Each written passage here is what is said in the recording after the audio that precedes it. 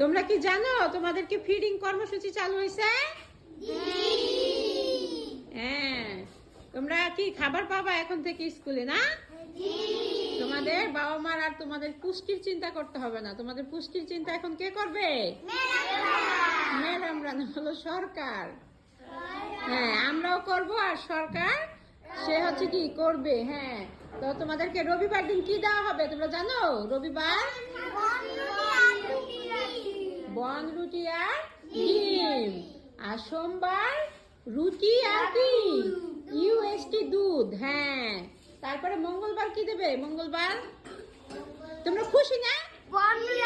তোমরা কি খুশি?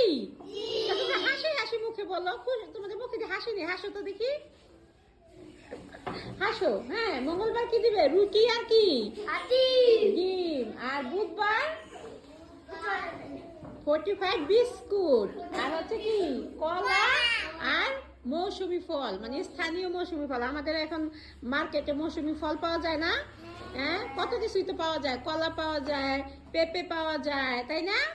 তারপরে হচ্ছে হ্যাঁ, কমলা পাওয়া যায় নাকি? আচ্ছা, ঠিক আছে। এখন হচ্ছে ওই সমস্ত মৌসুমী ফল দেবে, আর হচ্ছে কি বিস্কুট দেবে। কিবার বলো তো? কিবার দেবে? ফল দেবে কিবার? বুধবার। কিবার? এখন কি তোমরা স্কুল আর বন্ধ দেবে? স্কুলে রেগুলার আসবে? স্কুল বন্ধ দিলে কি হবে? হ্যাঁ, খাবার খাই ফেলাবে মানুষ, না? তার মানে কি বিদ্যালয় আর বন্ধ দেওয়া যাবে না। আর এই যে এখন হচ্ছে কি মাস চলে?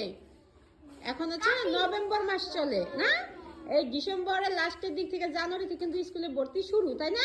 এখন তোমাদের ছোট ভাই বোন যারা আছে সবাইকে বলবা যে এখন থেকে প্রাইমারি বিদ্যালয়ে আপনারা সবাইকে ভর্তি করান, কারণ প্রাইমারি বিদ্যালয়ে কি অনেক সুযোগ সুবিধা, তাই না?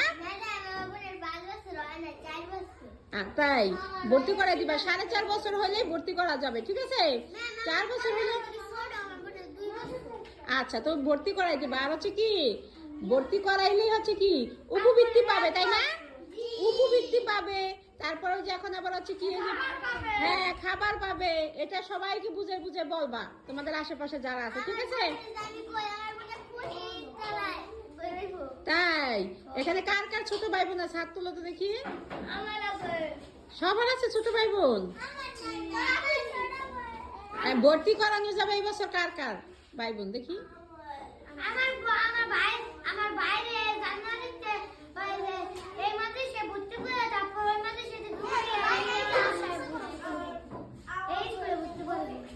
আচ্ছা, ঠিক আছে, যান।